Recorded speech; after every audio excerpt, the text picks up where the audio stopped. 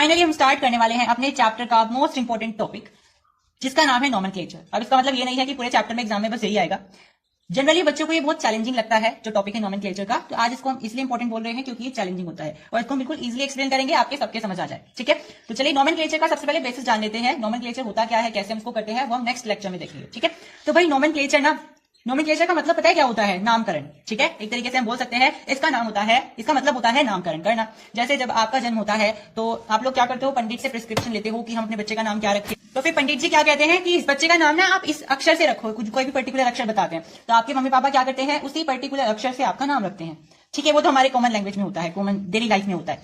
लेकिन पता है हमारे पास ना इतने सारे कंपाउंड्स होते हैं, जनरली ऑर्गेनिक कंपाउंड्स होते हैं। इनऑर्गेनिक के जो नॉमेनक्लेचर है वो तो हम 11th क्लास में देखते हैं।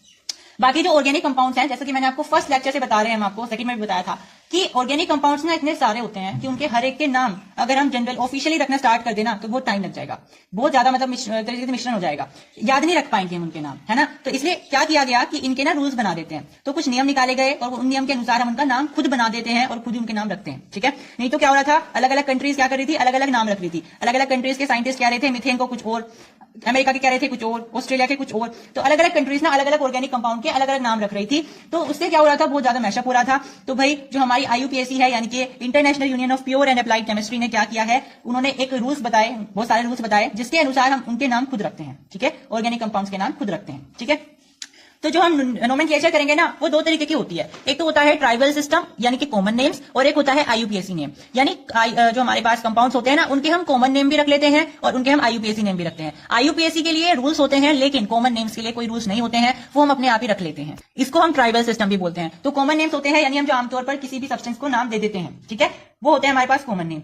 इनका कोई भी ऐसा रूल नहीं होता है कि कॉमन नेम रखने के लिए आपको इस वाले रूल का फॉलो करना है, ऐसा कुछ नहीं होता है। IUPAC नेम लिखने के लिए आपको बहुत सारे रूल्स प्रिस्क्राइब्ड होते हैं IUPAC के द्वारा, उनका यूज करके आप नाम रखते हो। लेकिन कॉमन नेम के लिए ऐसा एज सच कोई ऑर्गेनाइजेशन नहीं है जो आपको रूल्स दे। वो हम generally country to country vary करती है ये, और हर एक आदमी इसके लिए कॉमन नेम अलग से भी निकाल सकता है, पर ऑफिशियली जो हर एक कंट्री के लिए कॉमन नेम है वो प्रिस्क्राइब है वहां के साइंटिस्ट के द्वारा। तो ऐसे बहुत सारे कॉमन नेम्स हैं जो IUPAC भी एक्सेप्ट करता है। ठीक है, कौन कौन से हैं, जैसे कि एसिटिक एसिड। एसिटिक एसिड एक ऐसा कॉमन नेम है जिसको IUPAC भी एक्सेप्ट करता है। दूसरा नाम है फॉर्मिक एसिड और तीसरा है मार्श गैस यानी कि CH4, यानी मीथेन का जो कॉमन नेम होता है वो मार्श गैस होता है और इसको IUPAC भी एक्सेप्ट करता है। तो भाई नॉमेनक्लेचर हमारे दो तरीके से हो सकते हैं, तो कॉमन नेम्स या IUPAC नेम। कॉमन नेम्स भी हम आपको साथ साथ बताते जाएंगे जब आगे पढ़ेंगे। बाकी अभी 3 कॉमन नेम्स होते हैं जो IUPAC भी एक्सेप्ट करता है। नेक्स्ट लेक्चर में हम स्टार्ट करने वाले हैं नॉमेनक्लेचर को रूल्स के साथ, डिटेल्स के साथ। ठीक है, तो इस वीडियो में इतना ही। Hope you have subscribe to the channel and like the video as well, share the channel as well. Thank you. Hello everyone, welcome to your very own favourite education channel Dear School. आज हम क्या पढ़ने वाले हैं, तो आज हम class 10th chemistry का 4th chapter that is carbon and its compound का 5th लेक्चर लेकर के आए हैं। इस चैप्टर में हम नॉमेनक्लेचर के बारे में पढ़ेंगे कि हम ऑर्गेनिक कंपाउंड्स का नॉमेनक्लेचर किस तरीके से कर सकते हैं। लेकिन उससे पहले हम ये देखने वाले हैं कि एक कंपाउंड को रिप्रेजेंट करने के टोटल 4 तरीके होते हैं और वो 4 तरीके कौन कौन से होते हैं। ठीक है, तो हम यहाँ पे देखने वाले हैं 4 तरीके, जिसमें सबसे पहला है सिंपल, दूसरा है कंडेंस्ड, तीसरा है बॉन्ड लाइन नोटेशन और 4th होता है स्केलेटन। यानी कि एक कंपाउंड को आप 4 तरीके से रिप्रेजेंट कर सकते हो या लिख सकते हो। अब वो 4 तरीके कौन कौन से होते हैं देखिए।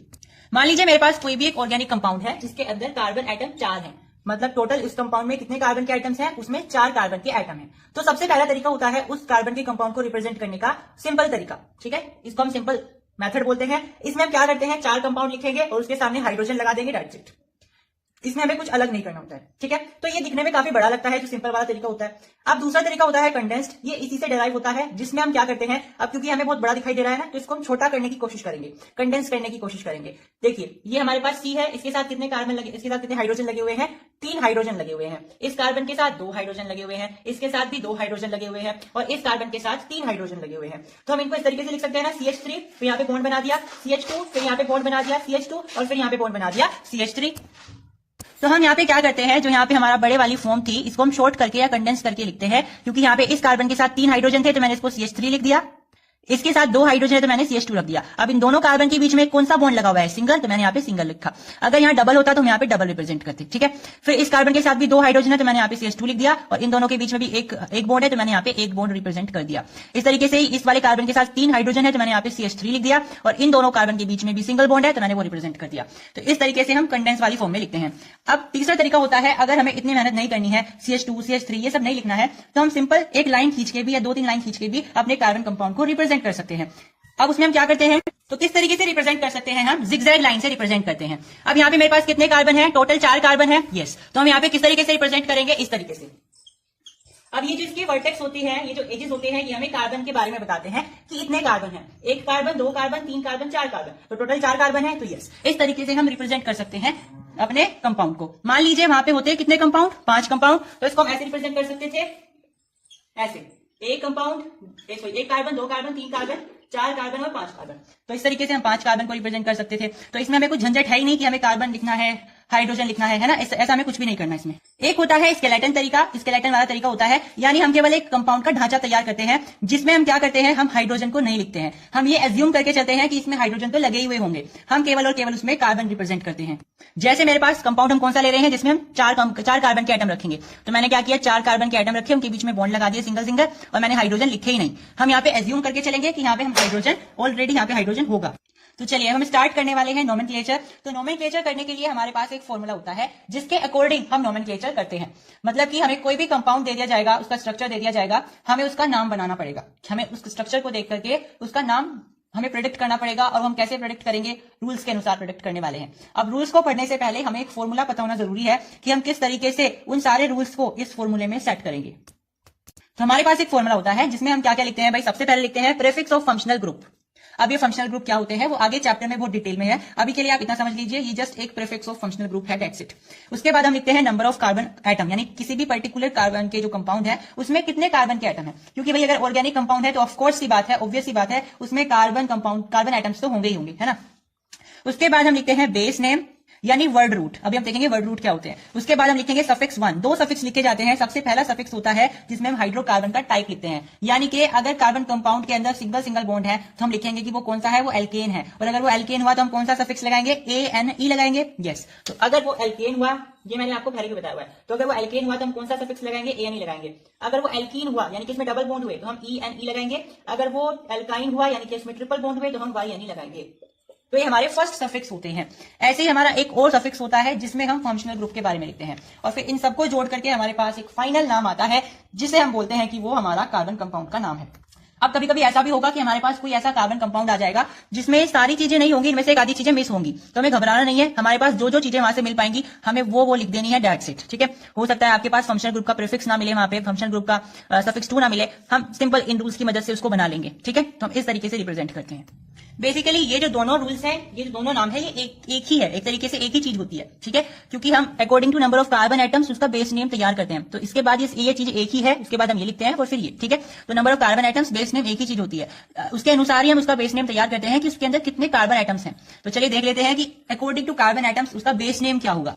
तो चलिए भाई देख लेते हैं, according to number of carbon atoms हमारे पास वर्ड रूट क्या होता है, ठीक है। अगर किसी कार्बन कंपाउंड में केवल और केवल एक कार्बन का एटम है तो हम उसके लिए वर्ड रूट यूज करते हैं मिथ।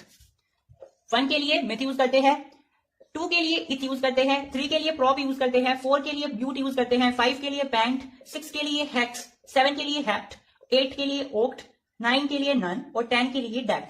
ये हमारे पास वर्ड रूट होता है। हमें 10 तक ही याद रखने हैं, इससे ज्यादा आपको एग्जाम में नहीं आएंगे, ठीक है।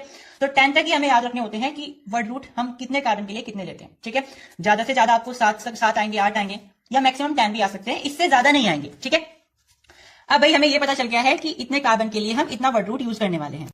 प्रीफिक्स ऑफ फंक्शनल ग्रुप का मतलब क्या होता है कि आपके पास किसी ऑर्गेनिक कंपाउंड में कार्बन और हाइड्रोजन के अलावा कौन सा हेटेरो एटम दिखाई दे रहा है, यानी कौन सा दूसरा एटम दिखाई दे रहा है, कौन से एलिमेंट का एटम दिखाई दे रहा है। तो यहाँ पे आपको 3 ही ध्यान रखने हैं। अगर आपके कार्बन कंपाउंड में या ऑर्गेनिक कंपाउंड में आपको क्लोरीन दिखाई दे रहा है तो आप यूज करने वाले हो क्लोरो, अगर ब्रोमीन दिखाई दे रहा है तो ब्रोमो, अगर आयोडीन दिखाई दे रहा है तो आयोडो। ध्यान रखना, मैंने आपको फॉर्मूला लिखवाया है, उसमें मैंने सबसे पहले लिखवाया हुआ है प्रीफिक्स ऑफ फंक्शनल ग्रुप, मतलब कि सबसे पहले आपको कार्बन कंपाउंड के नाम में यही लिखना पड़ेगा, ठीक है। यही आपको मेंशन करना पड़ेगा कि आयोडो है, ब्रोमो है, क्लोरो है। अगर कुछ भी नहीं है इनमें से तो आप इसको छोड़ सकते हो। सफिक्स 1 मैंने आपको बता दिया है, जिसमें हम हाइड्रोकार्बन के बारे में पढ़ते हैं। एल्कीन होगा तो ANE लगाएंगे, एल्काइन होगा तो YNE लगाएंगे, एल्कीन होगा तो ENE लगाएंगे, ठीक है। सफिक्स का मतलब होता है लास्ट में लगना, प्रीफिक्स का मतलब होता है पहले लगना। ये बात भी आपको ध्यान रखनी है। अभी आपको ज्यादा सिरदर्द नहीं पालना है, जब हम प्रैक्टिस करेंगे तो आपको समझ आ जाएगा ये चीजें कहां पे रखनी है। अभी के लिए आप समझ लीजिए कि ये चीजें हैं क्या, ठीक है। तो सफिक्स 2 जो कि मोस्ट इंपोर्टेंट होता है समझना, क्योंकि ये सारी चीजें तो फंक्शनल ग्रुप के प्रीफिक्स, हाइड्रोकार्बन का सफिक्स 1, वर्ड रूट, ये चीजें बहुत आसान है, ठीक है। लेकिन जो चीज आपको उलझाएगी कार्बन कंपाउंड्स में वो होता है सफिक्स 2, इसको आपको ध्यान से समझना पड़ेगा। तो भाई अगर आपके कार्बन कंपाउंड में OH का क्या है भाई, आपके पास एक फंक्शनल ग्रुप है। इसका मतलब यह है कि वो अल्कोहल होगी, कोई भी जो आपके पास वो कार्बन कंपाउंड होगा वो अल्कोहल का होगा, और अल्कोहल के लिए आप क्या यूज करोगे, OL यूज करोगे। ठीक है। अगर CHO होगा तो वो एल्डिहाइड होगा, और एल्डिहाइड के लिए आप AL यूज करोगे। अगर वो इस तरीके से आपको दिखाई देगा C डबल बॉन्ड O, यानी वो कीटोन है और वो ONE होगा, यानी कि उसके लिए आप यूज करोगे ONE। और अगर आपको इस तरीके से दिखाई दे रहा है C double bond O single bond OH, तो यानी कि वो ओइक एसिड है, यानी कार्बोक्सिलिक एसिड होते हैं जैसे इस तरीके से। ठीक है, वो कार्बोक्सिलिक एसिड है और आप उसके लिए OIC एसिड यूज करने वाले हो। अब ये सारे बहुत कंफ्यूजिंग होते हैं। अभी तो आपको दिखाई दे रहा है ठीक है, CHO के लिए एल्डिहाइड, OH के लिए अल्कोहल, लेकिन ये आपको बहुत कंफ्यूज करेंगे जब आपके कार्बन कंपाउंड आ जाएंगे। आपको समझ ही नहीं आएगा इनमें से कौन सा कीटोन है, कौन सा एल्डिहाइड है, कौन सा अल्कोहल है, कौन सा कार्बोक्सिलिक एसिड है। तो इसके होते हैं कुछ ट्रिक्स। चलिए अब उन ट्रिक्स को देख लेते हैं। तो भाई सबसे पहली ट्रिक होती है एल्डिहाइड की। हमेशा ध्यान रखना कि आपके एल्डिहाइड हमेशा कार्बन कंपाउंड के टर्मिनल्स पर पाए जाएंगे। यानी कि मान लीजिए आपका कोई कार्बन कंपाउंड इस तरीके से है 1 2 3 4 5 6, तो ये हमेशा एंड पर या फिर स्टार्टिंग में यानी टर्मिनल्स पर पाए जाएंगे। क्या, एल्डिहाइड्स। तो एल्डिहाइड्स के लिए तो भाई ये कंफर्म है कि ये हमेशा टर्मिनल्स पर पाया जाएगा, या तो स्टार्टिंग वाले टर्मिनल पर या फिर एंड वाले टर्मिनल पर, कभी भी बीच में नहीं पाया जाएगा। ठीक है। अब इसके लिए एक और ट्रिक होती है कि जो आपका एल्डिहाइड होता है वो हमेशा एक एल्काइल ग्रुप से अटैच होता है। ठीक है, हमेशा एक एल्काइल ग्रुप से अटैच होता है। जैसे यहाँ पे आप देख पा रहे हो, इसको आप ऐसे भी रिप्रेजेंट कर सकते हो RCHO। अब यहाँ पे इन्होंने क्या किया हुआ है, इस CH में से ये जो आपके पास कोई भी कंपाउंड होगा, इन्होंने ऑक्सीजन ऐड कर दिया। मैंने आपको क्या बताया हुआ है, जब भी आप किसी कार्बन कंपाउंड यानी एल्केन में से, किसी भी एल्केन में से एक हाइड्रोजन हटा देते हो तो उसे एल्काइल ग्रुप बोलते हैं। फिर आप उसको हटा करके कुछ और दूसरा कंपाउंड, दूसरा एलिमेंट डाल दो, वो अलग बात है। तो यहाँ पे यही तो हो रहा है, इन्होंने यहाँ पे ऑक्सीजन ऐड की हुई है। इसका मतलब ये एक एल्केन रहा होगा और इस एल्केन में आपने क्या किया, एक हाइड्रोजन को हटा दिया, फिर ऑक्सीजन ऐड कर दी होगी। यस, इसका मतलब ये एक एल्काइल ग्रुप है, और ये एल्काइल ग्रुप हमेशा एल्डिहाइड से एक एल्काइल ग्रुप ही अटैच रहता है। इसका मतलब एल्डिहाइड या तो टर्मिनल्स पर पाए जाएंगे, और दूसरा तरीका होता है कि हमेशा एक एल्काइल ग्रुप से अटैच रहेंगे। आप इसको ऐसे भी समझ सकते हो, क्योंकि इस ग्रुप के सामने एक बॉन्ड लगा हुआ है, तो इसका मतलब इसे एक एल्काइल ग्रुप की जरूरत है अपनी वैलेंसी पूरी करने के लिए। ठीक है, क्योंकि एल्काइल ग्रुप में क्या होता है भाई, एक की जरूरत होती है ना उसको अपना वैलेंसी पूरी करने के लिए, क्योंकि आप उसमें से एक हाइड्रोजन हटा देते हो। यस। अब कीटोन भी ना कुछ ऐसा ही है। जनरली जो कंफ्यूजन होता है ना वो एल्डिहाइड और कीटोन के बीच में होता है। कीटोन क्या होता है, कीटोन इसका जस्ट अपोजिट है। कीटोन कभी भी टर्मिनल्स पर नहीं पाया जाएगा, हमेशा बीच में पाया जाएगा। बीच में क्यों पाया जाएगा, क्योंकि इसे अपने दो एल्काइल ग्रुप चाहिए होते हैं, क्योंकि यहाँ पे डबल बॉन्ड लगा हुआ होता है, तो इसे अपनी वैलेंसी पूरी करने के लिए दो एल्काइल ग्रुप से अटैच होना पड़ता है। ठीक है, तो हमेशा ये बीच में लाई करेगा, एक इधर से पूरा हो जाएगा इसका, एक इधर से पूरा हो जाएगा, तो ये बीच में लाई करेगा आपका कीटोन। तो अगर आप कंफ्यूज हो कि ये कीटोन है या एल्डिहाइड है, तो आप समझ जाना, अगर वो एंड पर लाई कर रहा है इसका मतलब वो एल्डिहाइड है, अगर वो बिल्कुल बीच में लाई कर रहा है, या मतलब कार्बन कंपाउंड के कहीं बीच में लाई कर रहा है, इसका मतलब वो कीटोन है, ना कि एल्डिहाइड। रही बात अल्कोहल और कार्बोक्सिलिक एसिड की, तो हमेशा ध्यान रखना अल्कोहल में ऑक्सीजन और हाइड्रोजन सिंगल सिंगल बॉन्ड से अटैच होते हैं, लेकिन यहाँ पे क्या होता है, कार्बोक्सिलिक एसिड में कार्बन ऑक्सीजन से डबल बॉन्ड से अटैच होगा और फिर OH से सिंगल बॉन्ड से अटैच होगा। ठीक है, तो इस तरीके से इसमें होता है। इसको रिप्रेजेंट करने का एक और तरीका होता है, जो कि होता है इस तरीके से। तो आपको कंपाउंड में इस तरीके से भी दिया जा सकता है, इस तरीके से भी दिया जा सकता है। जनरली ये आता है कंफ्यूज करने के लिए। ठीक है, तो भाई देखो आप इसी से समझ सकते हो कि यहाँ पे क्या हो रहा है। देखो कार्बन के साथ सिंगल बॉन्ड है तो ये तो रहेगा ही। अब ऑक्सीजन और हमें OH यहाँ पे लगाना है, तो वैलेंसी पूरी करनी है 4, तो अगर हमने OH इधर से पूरा किया तो 1 2 पूरा हो रहा है, हमें 4 पूरा करना है तो 2 बॉन्ड इधर लगा दो, तो यहाँ से इसकी वैलेंसी हो गई है कंप्लीट।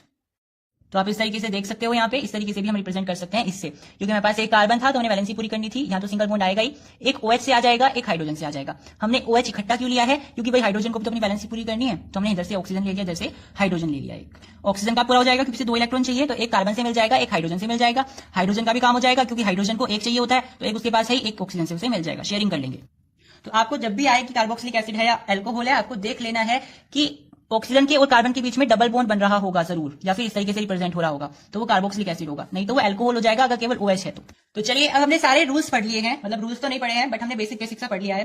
तो चलिए उसके अनुसार हम इसमें एक कार्बन कंपाउंड का नामकरण करने की कोशिश करते हैं, फिर उसके बाद हम कायदे से सारे के सारे रूल्स को रिवाइज करेंगे, फिर सारे के सारे कंपाउंड्स के नाम रखने स्टार्ट कर देंगे। ठीक है, देखिए हमारे पास ये लंबा सा एक कार्बन कंपाउंड है, घबराना नहीं है इसको देख करके, हम इसका नाम करना स्टार्ट करेंगे। नामकरण हमें इसका करना है, नोमेनक्लेचर का करना है। तो चलिए सबसे पहले मैंने आपको रूल्स में बताया था कि आपको फंक्शनल ग्रुप का प्रीफिक्स रखना है, यानी कि या तो वो क्लोरो होगा, ब्रोमो होगा या आयोडो होगा, यानी आपको ये देखना पड़ेगा कि कार्बन कंपाउंड में आयोडीन है, ब्रोमीन है या फिर आपके पास क्लोरीन है।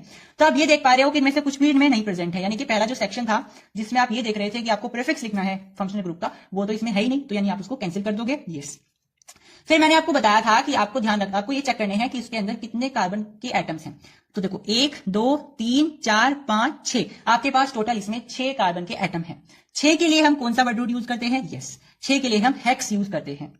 ठीक है, फिर उसके बाद मैंने आपको बताया था कि आपको सफिक्स 1 यूज करना है। सफिक्स 1 में हमें देखना होता है कि हाइड्रोकार्बन का वो कौन सा टाइप है। तो यहाँ पे आप देख पा रहे हो, यहाँ पे भी सिंगल बॉन्ड, यहाँ पे भी सिंगल, यहाँ पे भी सिंगल, सारे में सिंगल बॉन्ड्स हैं। यस, तो अगर सिंगल बॉन्ड है तो एल्केन होगा, और एल्केन के लिए हम क्या यूज करते हैं, ANE यूज करते हैं। ठीक है, उसके बाद सफिक्स 2 होता है जिसमें हम फंक्शनल ग्रुप देखते हैं। तो भाई फंक्शनल ग्रुप तो इसमें है ही नहीं, क्योंकि फंक्शनल ग्रुप जितने भी हैं उसमें कहीं ना कहीं ऑक्सीजन लगा हुआ है। इसमें तो ऑक्सीजन है ही नहीं, है ना भाई। आपके पास अल्कोहल होता है, उसमें OH होता है, उसमें भी ऑक्सीजन है। आपके पास एल्डिहाइड होता है, उसमें भी CHO होता है, उसमें भी ऑक्सीजन है। कीटोन में भी double bond C double bond O होता है, यानी उसमें भी ऑक्सीजन है।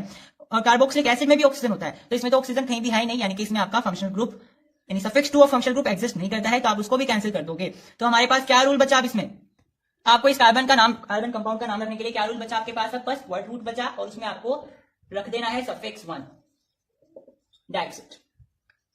इसमें ब्रांच भी आ जाती है, जैसा मैंने आपको बताया था, इस तरीके से होता है। फिर यहाँ पे एक ब्रांच आ जाएगी, तो ये मेन चेन हो गई, ये ब्रांच हो गई। ये वाले भी हम प्रैक्टिस करेंगे, इसके लिए थोड़ा सा अलग मेथड होता है, वो हम आगे देखने वाले हैं, पर थोड़ा सा सिंपल देख लेते हैं पहले। ठीक है, तो यानी कि इसके लिए ये हो गया बस इसका फॉर्मूला। हमें इतने बड़े फॉर्मूले की जरूरत है ही नहीं, हमने इसको कैसे डिराइव करा ये देख करके कि इसमें हमें क्या क्या चीजें अवेलेबल है, तब उसके हिसाब से फॉर्मूला बनाएंगे। तो भाई वर्ड रूट क्या आ जाएगा, हेक्स आ जाएगा, क्योंकि इसके अंदर टोटल कार्बन के आइटम्स कितने हैं, 6 हैं। ठीक है, हेक्स प्लस सफिक्स 1, ये क्या है, इसमें सारे सिंगल बॉन्ड्स है, यानी एल्केन है। एल्केन के लिए हम ANE यूज करते हैं, तो ये टोटल कंपाउंड का नाम क्या बन जाएगा, हेक्सेन बन जाएगा।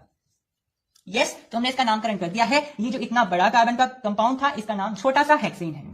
और यस, आपके लिए खुशखबरी है कि आपके जो रूल्स मैंने आपको अब तक डराया हुआ था कि आपको रूल्स याद करने हैं, रूल्स याद करने हैं, तो यस, आपने सारे के सारे रूल्स पढ़ लिए हैं। यस, आपको पता भी नहीं चला है और आपने सारे रूल्स याद भी कर लिए हैं। जी हाँ, यही आपके पास सारे के सारे रूल्स थे। अभी 1-2 ब्रांच वाले रूल हैं, वो हम आगे प्रैक्टिस करने वाले हैं, तो आपको वो भी समझ आ जाएंगे। तो चलिए एक ब्रांच वाला एग्जाम्पल देख लेते हैं। तो ये हमारे पास आ गया है एक कंपाउंड, हमें इसका नामकरण करना है। तो देखिए, अब हम आपको बताने वाले हैं कि आपको शुरुआत कैसे करनी है, हर एक कार्बन कंपाउंड का आप नाम कैसे रख सकते हो। वो तो हमने सिंपली देखा था कि आपने जस्ट आपको मैंने फ्लेवर कराया कि हमें किस तरीके से कार्बन कंपाउंड का नाम रखना होता है, बट बेसिकली जो सही तरीका होता है वो आप देख लीजिए, हमें किस तरीके से कार्बन कंपाउंड का नाम रखना है। जब भी आपके पास एक कार्बन कंपाउंड आए तो आपको मेन चेन सेलेक्ट करनी है। मेन चेन का मतलब है ऐसी चेन जिसके अंदर maximum number of carbon compounds आ रहे हों। देखिए, आप किस तरीके से सेलेक्ट कर सकते हो भाई, ये वाली हो सकती है एक कार्बन चेन, क्योंकि इसके अंदर 3 कार्बन है। आप इस तरीके से भी ले सकते हो, 1, 2 और यहां तक आ जाएगी, ये वाली आ जाएगी। ठीक है, आप इस तरीके से भी सेलेक्ट कर सकते हो, लेकिन आप सिंपल वाला तरीका अपनाओ जिसमें हम स्ट्रेट चेन को ध्यान दें। ठीक है, जिससे कंफ्यूजन ना हो।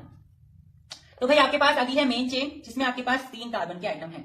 ठीक है, अब जो बाकी की बची, ये आपकी क्या है, ये आपकी ब्रांच है। ठीक है, ये तो आपके पास 3 कार्बन आइटम से, अब इनके अलावा जो आपके पास बचा है वो क्या है, वो एक ब्रांच है। यानी अब आपके पास आ गया है एक ब्रांच वाला क्वेश्चन। जब भी आपके पास ब्रांच वाले क्वेश्चन आए, फंक्शनल ग्रुप वाले क्वेश्चन आए, या फिर मल्टीपल बॉन्ड्स वाले क्वेश्चन आए, मल्टीपल बॉन्ड्स मतलब या तो single bond, sorry double bond हो या ट्रिपल बॉन्ड हो, ठीक है, उसमें आप क्या करोगे, आप नंबरिंग करोगे। नंबरिंग करने के भी तरीके होते हैं। नंबरिंग आपको वहां से शुरू करनी है जहां से आपकी ब्रांच नजदीक पड़े, यानी कम से कम नंबर वाली ब्रांच पर, मतलब कम से कम नंबर पर ब्रांच आए। जैसे आप क्या करोगे, यहां से 1 फिर 2 फिर 3 अगर करोगे तो यहाँ पे जो ब्रांच है वो दूसरे नंबर पे आ रही है। यस, अगर आप इधर से स्टार्ट करोगे 1 2 3 तो इधर भी ब्रांच 2 नंबर पे आ रही है, तो दोनों तरफ से सेम नंबर पे आ रही है। यस, अगर ऐसा होता है इधर से दूसरे नंबर पे आ रही है, इधर से चौथे नंबर पे आ रही है, तो आपको दूसरे नंबर वाला सेलेक्ट करना था, क्योंकि आपको ब्रांच हमेशा कम नंबर वाले पर सेलेक्ट करनी होती है। इसी तरीके से आपको फंक्शनल ग्रुप सेलेक्ट करना होता है, और इसी तरीके से मल्टीपल बॉन्ड्स। अब जब भी आपके पास ब्रांच आ जाए, ब्रांच वाले क्वेश्चन आ जाए, तो उसके लिए एक नया रूल आता है या नया फॉर्मूला आता है। नया नहीं है, बस उसमें आप थोड़ा सा चेंज कर लेते हो, जिसमें आप ये लिखते हो कि आपको सबसे पहले ब्रांच का नाम लिखना होता है। यानी आप सबसे ज्यादा प्रायोरिटी किसे दोगे, आप ब्रांच को दोगे, उसके बाद आप वर्ड रूट लिखोगे। ठीक है, फिर ब्रांच से भी पहले ना आपको ये ध्यान रखना होता है वो कौन से नंबर पे है, वो नंबर भी आपको डालना होता है। ठीक है, देखिए कैसे करेंगे। यहाँ पे आपके पास कितने कार्बन आइटम्स हैं, 3 कार्बन आइटम्स हैं। इसमें आपने नंबरिंग करी, या आपका दूसरे नंबर पे आया तो आपने यहाँ पे लिखा 2, छोटा सा डैश लगाना है। अब ये जो ब्रांच है इसमें कोई ना कोई आपके पास क्या होगा, कोई ना कोई एल्काइल ग्रुप अटैच होगा। ये कौन सा एल्काइल ग्रुप है, ये आपके पास CH3 एल्काइल ग्रुप है, यानी मिथाइल एल्काइल ग्रुप है। तो ये मिथाइल आ गया। यस, तो आपने क्या लिखा है, 2 मिथाइल। अब ब्रांच का काम हमारा खत्म हो गया है, अब हमें मेन चेन का काम खत्म करना है। मेन चेन का कैसे नाम रखेंगे, तो भाई मेन चेन में कितने कार्बन आइटम है, 3 है, तो 3 के लिए आप कौन सा वर्ड रूट यूज करते हो, प्रोप यूज करते हो, तो आपने प्रोप लिख दिया। फिर आप देखो यहाँ पे सिंगल बॉन्ड्स लगे हुए हैं, तो आपने यहाँ पे ANE जोड़ दिया, क्योंकि ये एल्कीन आ जाएगा। तो आपके पास फाइनल नाम आ गया है 2 मिथाइल प्रोपेन। चलिए एक और थोड़ा सा हमारे पास उससे थोड़ा सा एडवांस लेवल का क्वेश्चन आ गया है। ये भी ब्रांच वाला क्वेश्चन है, लेकिन ये थोड़ा सा हटके है। देखिए, सबसे पहला रूल के मैंने आपको क्या बताया है, लॉन्गेस्ट चेन आपको सेलेक्ट करनी है। लॉन्गेस्ट चेन सेलेक्ट करेंगे, ये आ जाएगी लॉन्गेस्ट चेन, 3 कार्बन वाली, आप इस तरीके से सेलेक्ट कर सकते हो। ठीक है, आपको देखना है, आपको ऐसी चेन सेलेक्ट करनी है जिसमें कार्बन के आइटम मैक्सिमम हो। आप इधर से लेकर के जाते तब भी 3 आती, इधर से लेकर के जाते तब भी 3 आती। ठीक है, अब आपको ऐसा नहीं करना जैसे आपके पास ये है ना लिखे हुए इस तरीके से हैं, तो आपको ऐसा नहीं करना ये भी ये भी ये भी ये भी ये भी, हमने तो भाई लॉन्गेस्ट चेन सेलेक्ट करनी नहीं। हमेशा चेन की जो डायरेक्शन हो वो एक हो, यानी चेन हमेशा यूनि डायरेक्शनल होनी चाहिए। इसमें क्या है, इसकी डायरेक्शन इधर भी जा रही है, इधर भी जा रही है, इधर भी जा रही है, यानी ये मल्टी डायरेक्शनल हो गया है। आपको हमेशा यूनि डायरेक्शनल चुनना है। अब आप ये वाली चुन सकते हो, ये आपको नहीं चुननी है, आपके पसंद में नहीं है, तो आप क्या कर सकते हो, ये वाली चुन सकते हो। देखो इसकी डायरेक्शन बिल्कुल एक ही जा रही है, इधर से फिर इधर गई, ऐसा नहीं इधर भी जा रही है इधर भी जा रही है, फिर वो उधर से उधर मुड़ गई, ऐसा नहीं है, वो आगे जा रही है, तो इसमें एक ही डायरेक्शन है। ये नहीं पसंद आ रही है तो आप ये वाली चुन सकते हो, या फिर आप ये वाली चुन सकते हो। तो आप इस तरीके से यहाँ पे चेन चुनते हो। आपको हमेशा unidirectional longest carbon atom वाली चेन चुननी होती है, जिसके अंदर maximum number of carbon atoms आ जाएं। तो भाई हमने लॉन्गेस्ट कार्बन चेन चुन ली। अब इसके अलावा जो बचा ये क्या है, ये आपके ब्रांचेस हैं, और ब्रांचेस में हमेशा आपके पास क्या होगा, हमेशा एल्काइल ग्रुप्स होंगे। यस यस, हमेशा आपके पास एल्काइल ग्रुप्स होंगे। एल्काइल ग्रुप्स आपको दो ही ध्यान रखने हैं, CH3 और C2H5। मिथाइल ग्रुप और इथाइल ग्रुप, इन दोनों में से जनरली क्वेश्चन आते हैं। अब आपको क्या करना है, जब भी ब्रांच वाला क्वेश्चन आए, फंक्शनल ग्रुप वाला क्वेश्चन आए, आपको सबसे पहले क्या करना है, आपको नंबरिंग करनी है।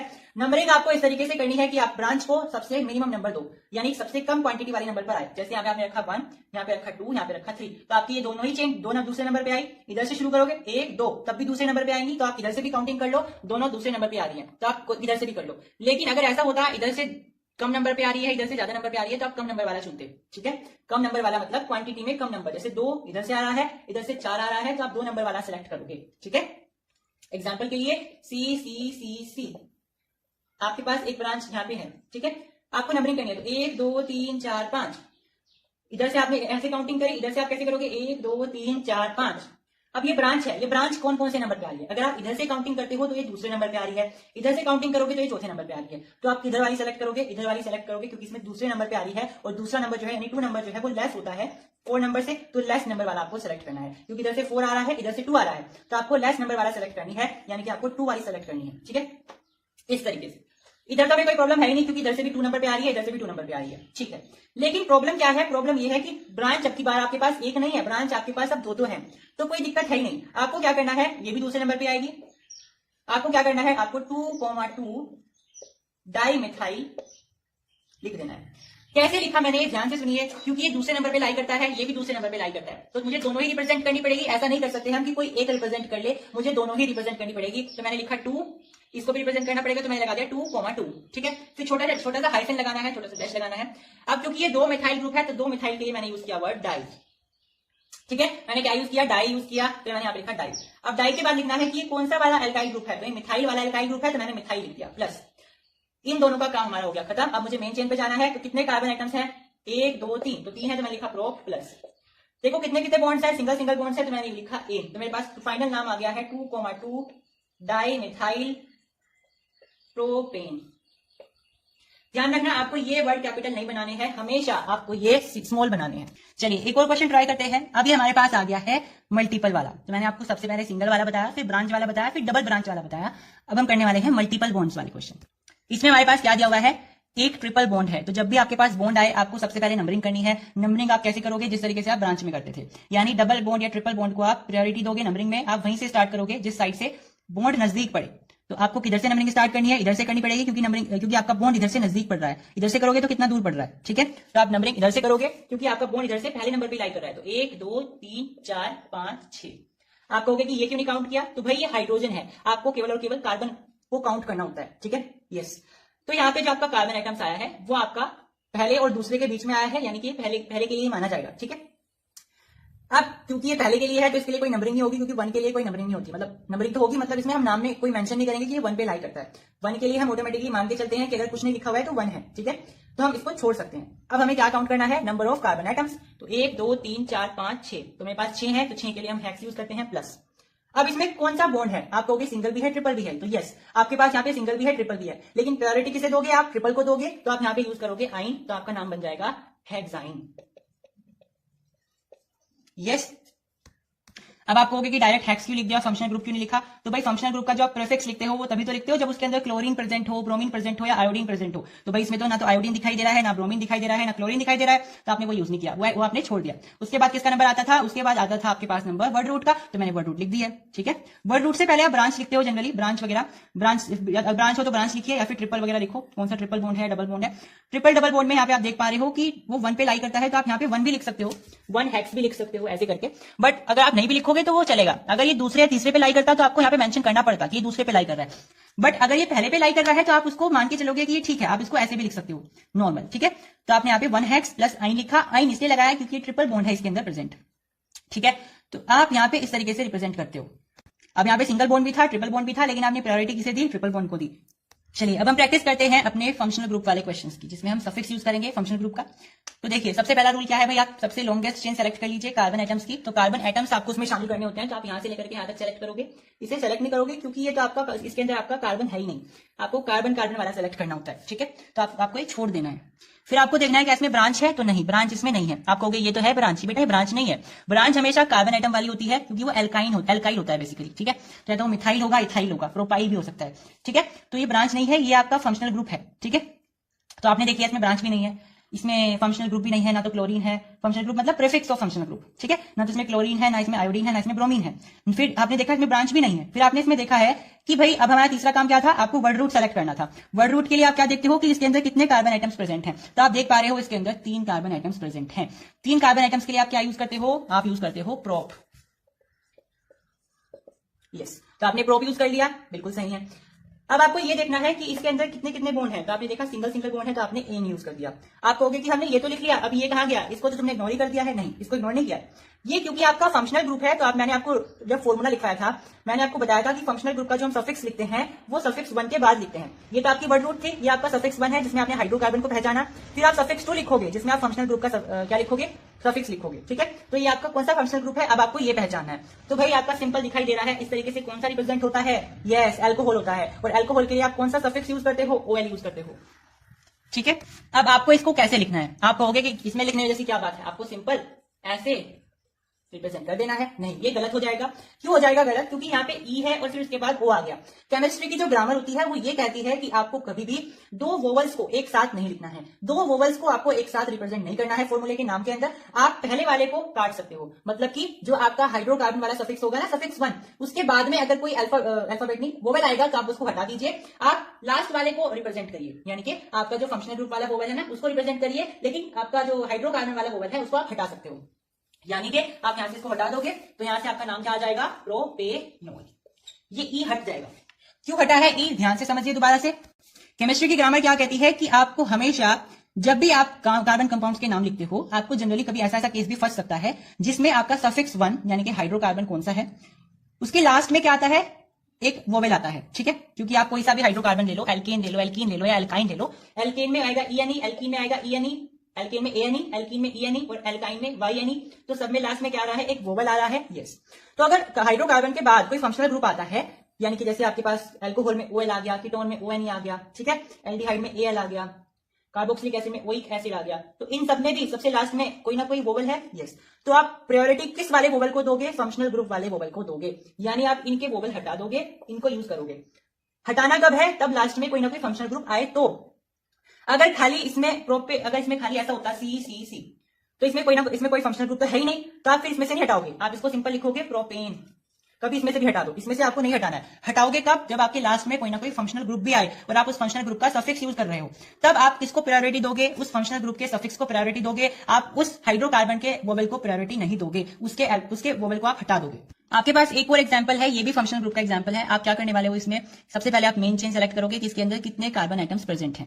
आप कहोगे इसमें तो 4 हैं, 1 2 3 4, यस। आप यहीं पे धोखा खा गए हो, तो इसीलिए आपको हमेशा सबसे पहले ये देख लेना है कि इसके अंदर फंक्शनल ग्रुप कौन सा है और उस फंक्शनल ग्रुप में कोई कार्बन उसके साथ जा रहा है या नहीं। फिर उसको छोड़ करके आपको कार्बन आइटम्स को देखना होता है, ठीक है।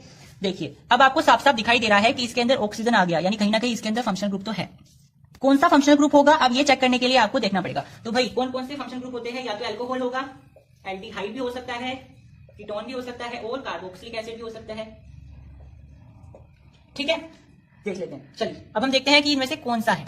अब भाई आप ये देख पा रहे हो कि ये जो आपके पास फंक्शनल ग्रुप है ये टर्मिनल पर लाई कर रहा है कि नहीं, ये आपका टर्मिनल पर लाई कर रहा है। तो मैंने आपको बताया था टर्मिनल पर आपका कभी भी कीटोन तो लाई नहीं कर सकता है, तो यानी कि ये तो आपका नहीं है, ठीक है।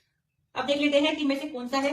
देखिए आप अल्कोहल देखो तो अल्कोहल में केवल OH होता है, यानी OH के बीच में बॉन्ड होता है, बट इसमें तो क्या है आपके पास COH है और C के बीच में और ऑक्सीजन के बीच में क्या है, डबल बॉन्ड है। तो आपका और अल्कोहल तो नहीं हो सकता है, क्योंकि अल्कोहल में तो आपके पास कार्बन का कोई लेन देन होता ही नहीं है, OH होता है और दोनों के बीच में सिंगल सिंगल बॉन्ड होते हैं, यस।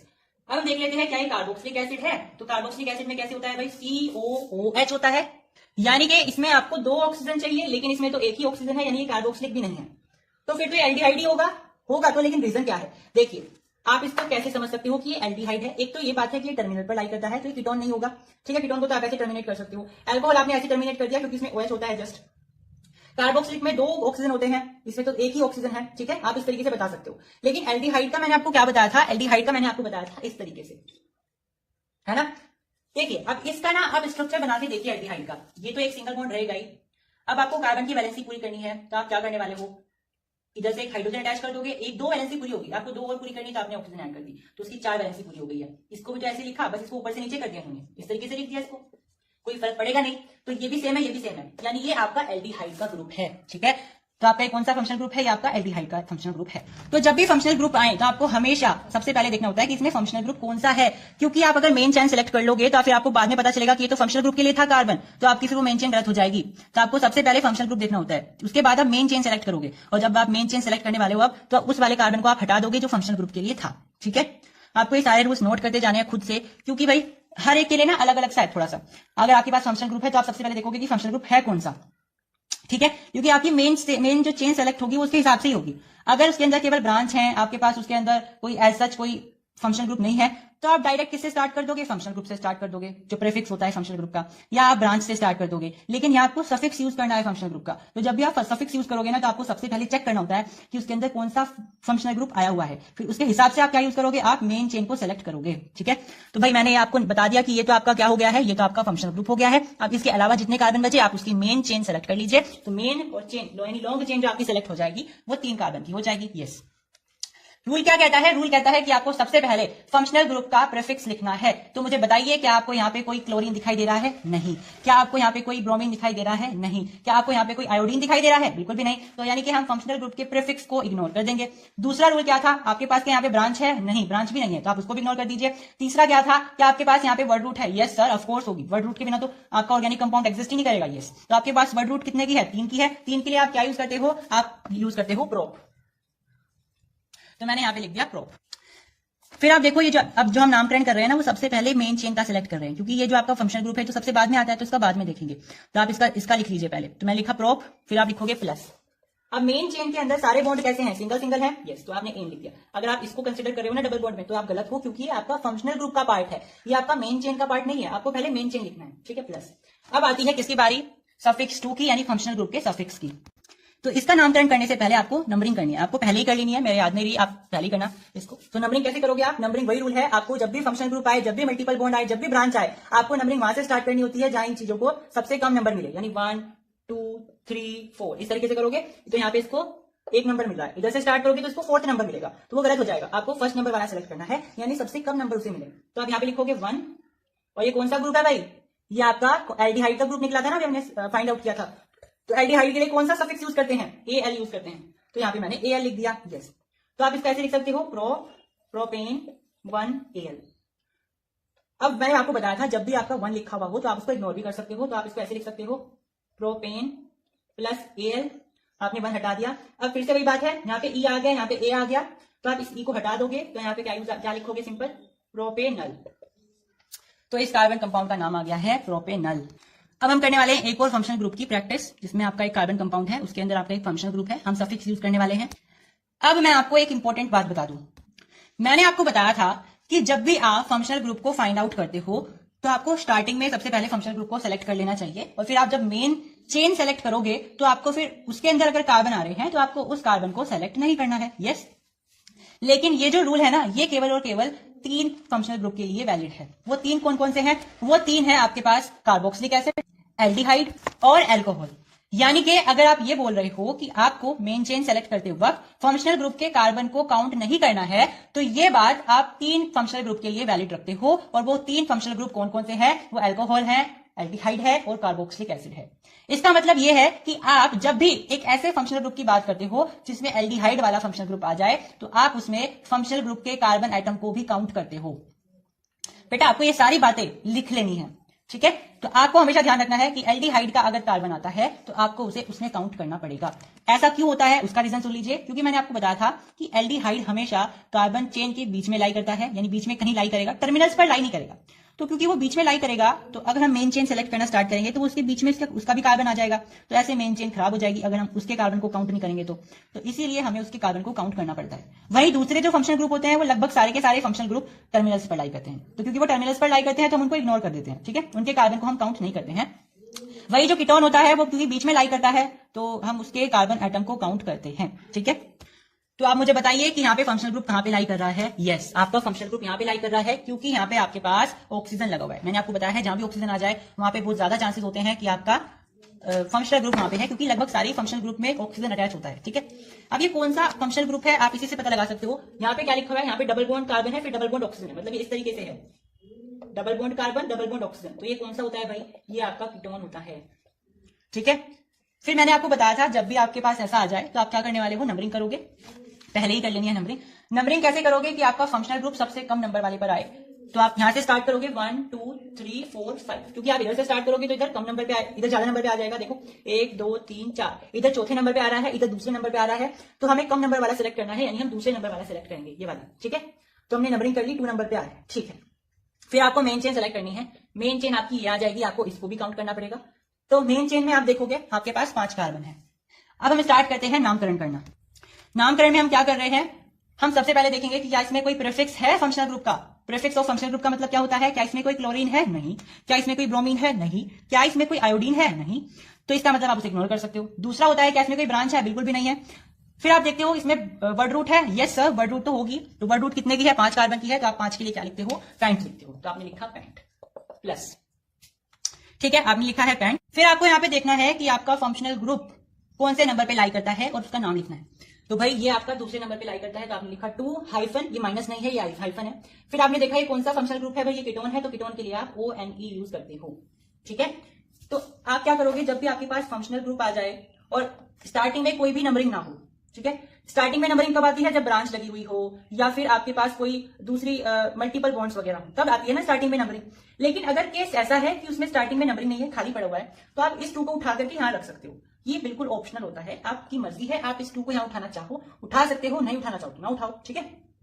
आप इसको तब उठाओगे जब आपका यहां स्पेस खाली पड़ा हो, कोई दूसरी नंबरिंग ना हो, ठीक है। आपको हमेशा याद रखना है, अगर यहाँ पे कोई दूसरी नंबरिंग नहीं हो रखी है तो आप इस फंक्शनल ग्रुप के सफिक्स वाले नंबरिंग को आप यहाँ उठा के रख सकते हो। अदरवाइज आपको अलाउ नहीं होता है कि आप इस 2 को यहाँ पे उठा के रख दो, ठीक है। तो हम यहाँ पे क्यों रख रहे हैं आपको भी पता चल जाएगा। तो मैंने यहाँ पे 2 हाइफन पेंट 10 प्लस ओन रख दिया है। तो अब हमने देखा यहाँ पे ई है, यहाँ पे ओ है, तो इस ई को हम कट कर देंगे तो 2 पेंटेनोन आ जाएगा। अगर इस 2 को हम उठा के यहां ना रखते तो ये ई और ओ दोनों यहाँ पे रखे रहते, कोई फर्क ना पड़ता, क्योंकि बीच में 2 था। बट अगर हमें इसको कैंसिल करना है तो इस 2 को हमें यहाँ पे ट्रांसफर करना पड़ेगा, तब जाकर के हम इस ई को कैंसिल कर पाएंगे और इस ओ को यहाँ पे लगा पाएंगे, ठीक है। नहीं तो ये ऐसे भी सही है, आप इसको ऐसे भी लिख सकते हो पेंटेन 2 ओन, बट ये थोड़ा सा ऑकवर्ड लगता है, इसलिए आप इसकी जगह ये लिख सकते हो, ठीक है। इसकी जगह आप ये वाला वर्ड यूज कर सकते हो, ठीक है। हमेशा ध्यान रखना, मैं दोबारा रिपीट कर दूं, आप इसको तभी यूज करोगे जब आपके पास स्टार्टिंग में कोई दूसरी नंबरिंग ना हो, नहीं तो फिर वो सारी नंबरिंग मिक्स हो जाएंगी और आपका नेम गलत हो जाएगा, आपके ऑर्गेनिक कंपाउंड का नाम, ठीक है। हमेशा तभी आपको ये नंबर यहाँ पे ट्रांसफर करना होता है जब कोई ब्रांच का नंबर ना हो, कोई मल्टीपल बॉन्ड का नंबर ना हो। भाई 3 चीजों की नंबरिंग करते हैं, ब्रांच की नंबरिंग करते हैं, मल्टीपल बॉन्ड की नंबरिंग करते हैं और फंक्शनल ग्रुप की नंबरिंग करते हैं। अब अगर कोई कंपाउंड ऐसा है उसमें ब्रांच भी नहीं है, उसमें मल्टीपल बॉन्ड्स भी नहीं है, तो यानी कि यहाँ का स्पेस खाली पड़ा रहेगा, तो आप उसमें फंक्शनल ग्रुप का नंबर उठा के यहाँ रख दोगे, दैट्स इट, यस। तो अब आपके लिए मैंने 3 होमवर्क रखे हैं, आपको इनके नाम लिखने हैं। ये 2 तो आप कर लोगे मुझे पता है, तीसरे वाले में आपको प्रॉब्लम आएगी क्योंकि ये नोटेशन वाला होता है। देखो मैंने आपको बताया था ये पॉइंट ना आपको कार्बन रिप्रेजेंट करते हैं, तो इसके अंदर कितने कार्बन है, 1 2 3 4 5 6 कार्बन है, ठीक है। अब ये आपके पास ना यहाँ पे जब 2 लाइनें बनी हुई है, इसका मतलब है आपके पास यहाँ पे डबल बॉन्ड बना हुआ है, तो ठीक है। तो इसमें आपके पास कोई भी ब्रांच नहीं है, कोई भी फंक्शनल ग्रुप नहीं है, केवल आपके पास यहाँ पे 6 कार्बन एटम्स हैं, 1 2 3 4 5 6, और डबल बॉन्ड है, तो आपको इसके हिसाब से ही करना है। अब डबल बॉन्ड भी आपके पहले या दूसरे नंबर के बीच में लाई करेगा, तो आप उसकी नंबरिंग ना भी करो तो चलेगा, तो आप इस तरीके से इसका कर सकते हो, ठीक है। तो इसका रूल क्या आ जाएगा, आपको वर्ड रूट लिखना है, प्लस करना है, आपको देखना है फिर ये कौन से वाला हाइड्रोकार्बन है, तो क्योंकि यहाँ पे डबल बॉन्ड है तो ये कौन सा हाइड्रोकार्बन आ जाएगा, एल्कीन आ जाएगा, तो आपको वर्ड रूट में प्लस कर देना है उस एल्कीन का सफिक्स यानी कि ईन ऐड कर दोगे तो आपके पास हेक्सीन इसका नाम आ जाएगा। तो इस वीडियो में इतना ही। Thank you for tuning in to the last and subscribe Dear School for more such videos and subscribe the channel as well. Thank you.